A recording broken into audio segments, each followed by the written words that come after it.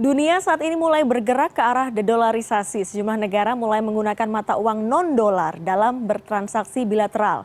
Hal ini membuat hegemoni dolar goyah. Bahkan, porsi pemakaian dolar sebagai alat cadangan devisa internasional anjlok 10 kali lipat pada tahun lalu. Terbaru, Indonesia dan Korea Selatan sepakat menggunakan rupiah dan won untuk transaksi bilateral. Apa yang sebenarnya melandasi kebijakan ini dan apa untung rugi Indonesia mengurangi ketergantungan terhadap dolar? Untuk membahas hal ini sudah bergabung melalui sambungan virtual ada Kepala Departemen Internasional Bank Indonesia, ada Rudi Brando Huta Barat. Saya akan sapa, halo selamat pagi Pak Rudi, apa kabar? Selamat pagi Mbak Dea, kabar baik, gimana kabarnya? Salam sehat. Baik, salam sehat. Terima kasih Pak Rudi sudah bergabung bersama kami di program Bisnis dan Referensi. Yang terbaru Pak Rudi, ini adalah kerjasama bilateral antara Indonesia dengan Korea Selatan. Dan Korea Selatan ini adalah negara kelima yang menjalin kerjasama local currency transaction dengan Indonesia. Pelaksanaan LCT ini kan dimulai pada 2018 dengan Malaysia dan Thailand, kemudian 2020 Indonesia mulai menjalin kerjasama serupa dengan Jepang dan pada 2021 dengan Tiongkok. Lantas apa sebenarnya alasan utama yang mendorong kesepakatan penggunaan rupiah dan won dalam transaksi bilateral kali ini? Ya, terima kasih CNN bisa mengundang kami untuk hadir pada pagi hari ini. Sebenarnya waktu itu diminta untuk live di Incheon ya, cuman karena keterbatasan waktu kami baru bisa hadir di Jakarta.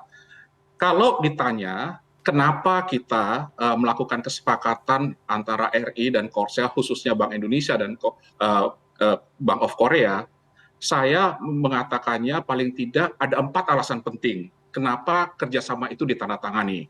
Keempat alasan tersebut, kalau saya menggunakan jargon, biar lebih mudah diingatnya, saya menggunakan kata namanya akses. Jadi A-K-S-E-S, jadi akses.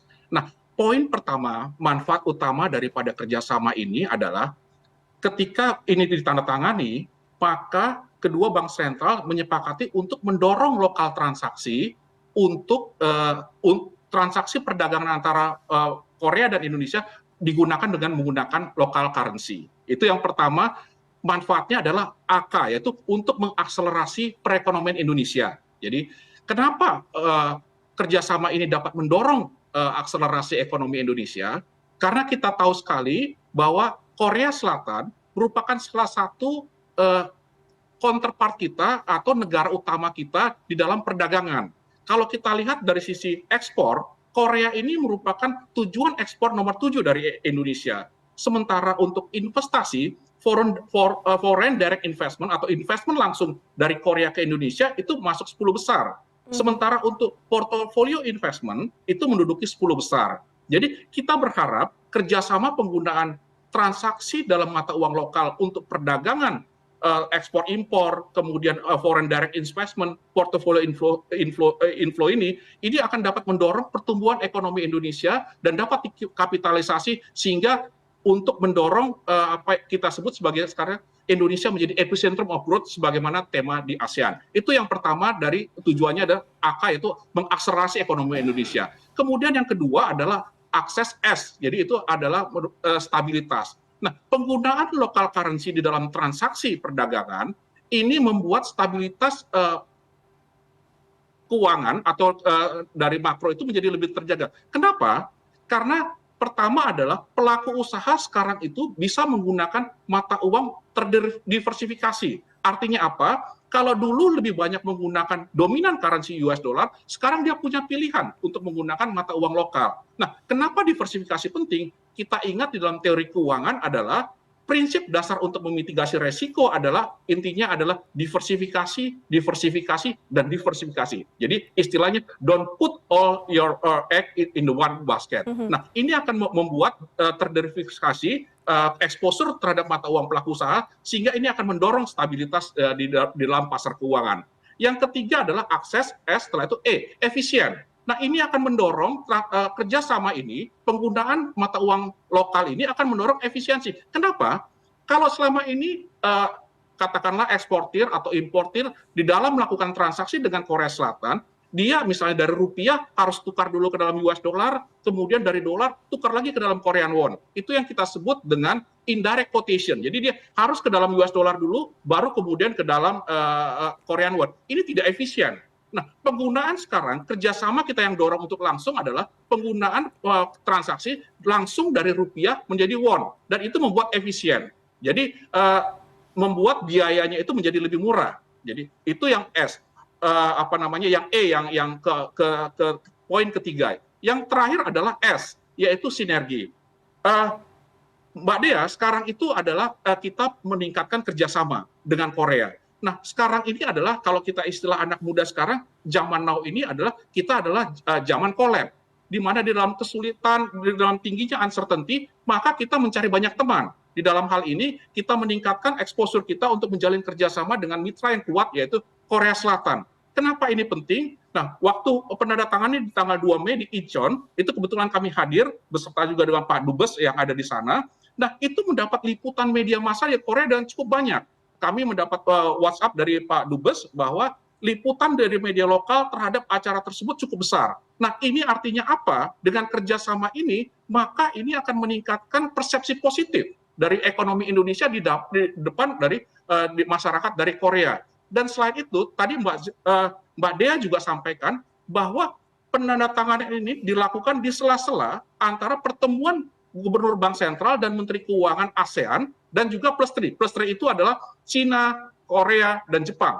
Nah, salah satu kesepakatan di dalam pertemuan Menteri Keuangan dan Gubernur Bank Sentral itu adalah mendorong juga penggunaan local currency di dalam perdagangan di kawasan ASEAN dan juga plus 3. Nah, di sidang tersebut dibicarakan, kemudian Bank Indonesia dan kemudian Korea menunjukkan hasil konkretnya dengan menandatangani MOU tersebut. Jadi kita bukan saja menaikkan gagasan, wacana atau narasi, tetapi langsung membentuk suatu langkah konkret untuk menandatangani, mengimplementasikan local currency transaction, di mana intinya untuk peningkatan aktivitas perdagangan, investasi, dan foreign inflows itu menggunakan local currency. Jadi Mbak Sheila, saya ulangi lagi, ada 4 keuntungan yang tadi dengan kerjasama dari Bank Indonesia dan Bank of Korea yang saya singkat dengan akses, yaitu dapat meningkatkan akselerasi ekonomi Indonesia menjadi epicentrum of growth, meningkatkan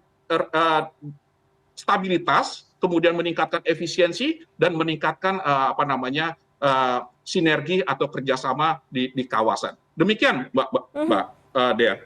Pak Rudi, ada komentar dari sejumlah pengamat, salah satunya yang tadi sudah disampaikan di informasi sebelumnya adalah keseimbangan nilai mata uang. Jangan sampai antara rupiah dan won ini ada yang mendominasi. Apakah ini sudah masuk dalam pertimbangan ketika melakukan perjanjian bilateral kemarin? Ya, betul. Kita sudah pertimbangkan. Jadi begini, kalau kita lihat salah satu unsur stabilitas itu tadi adalah stabilitasnya itu tadi kalau kita menggunakan indirect quotation, maka fluktuasi dari nilai tukar itu akan terimbas oleh US dollar yang volatilitasnya tinggi. Sementara kalau kita lihat volatilitas mata uang won dibandingkan US dollar itu lebih rendah. Saya pikir ini yang jauh lebih penting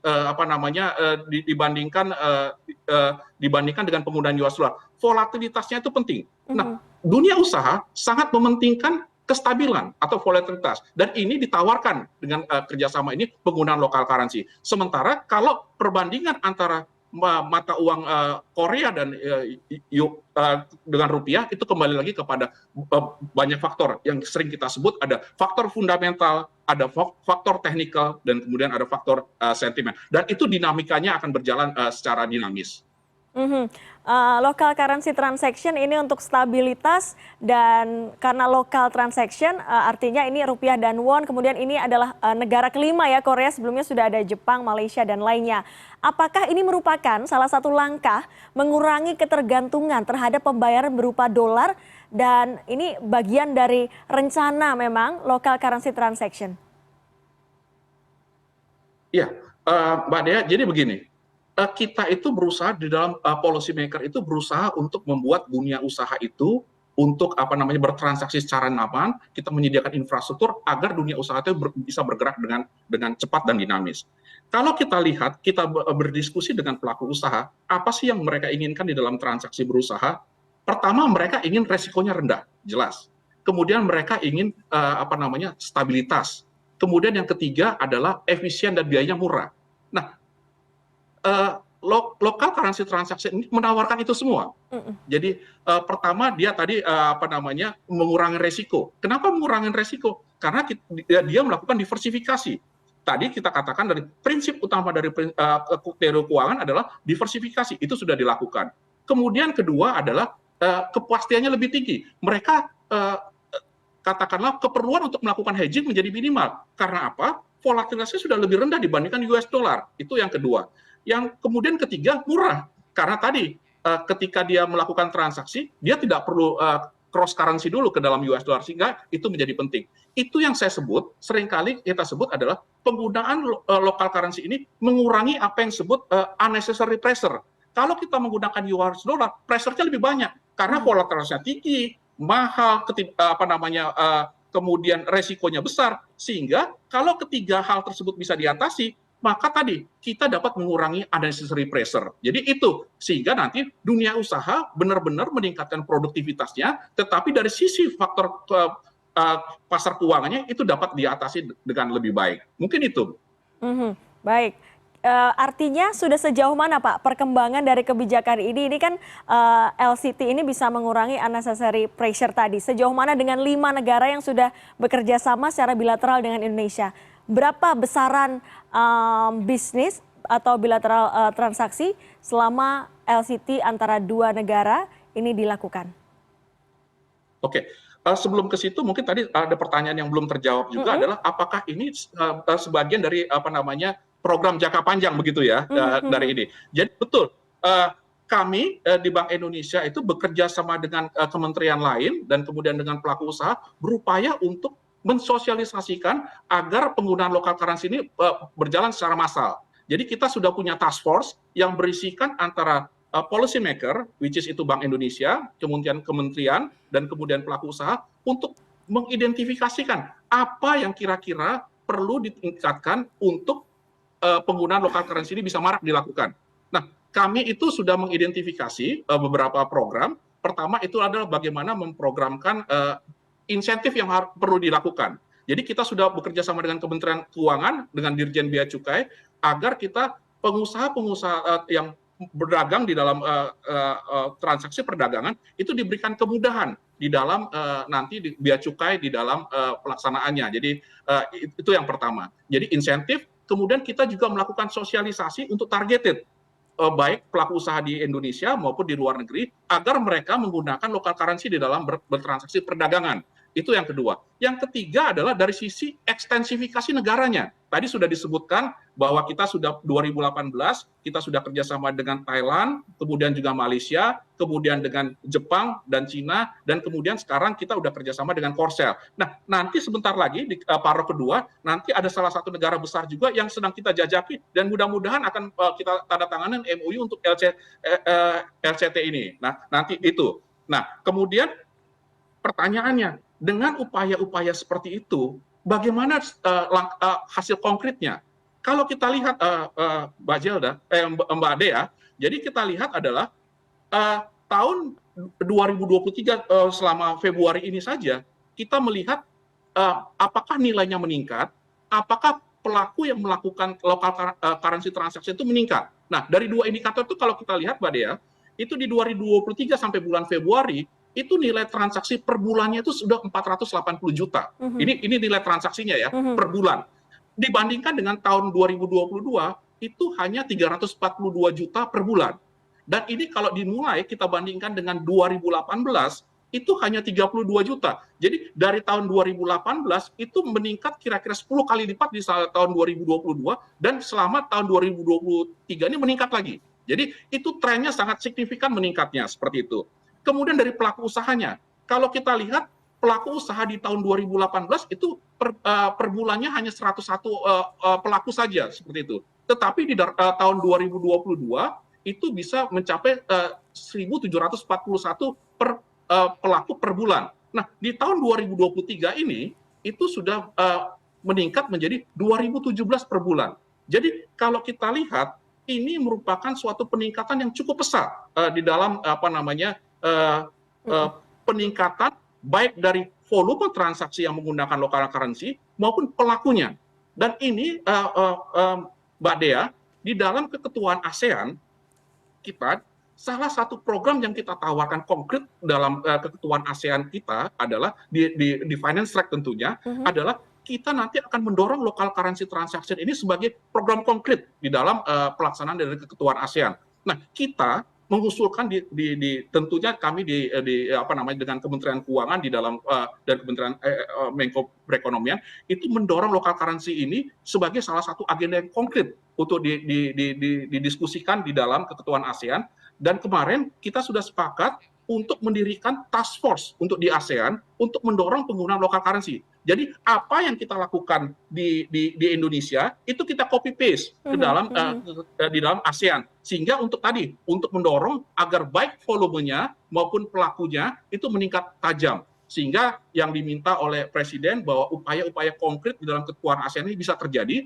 untuk menunjukkan bahwa Indonesia sebagai chairmanship di dalam keketuaan ASEAN bukan saja sebagai chairmanship, tapi menunjukkan leadership-nya di dalam keketuaan ASEAN. Begitu, Mbak Dea. Baik, artinya memanfaatkan posisi Indonesia yang memegang tongkat estafet dalam keketuaan ASEAN 2023 untuk mendorong ini yang namanya perjanjian bilateral, salah satunya adalah LCT. Terima kasih Pak Rudi sudah bergabung bersama kami. Semoga sehat selalu. Terima kasih penjelasannya.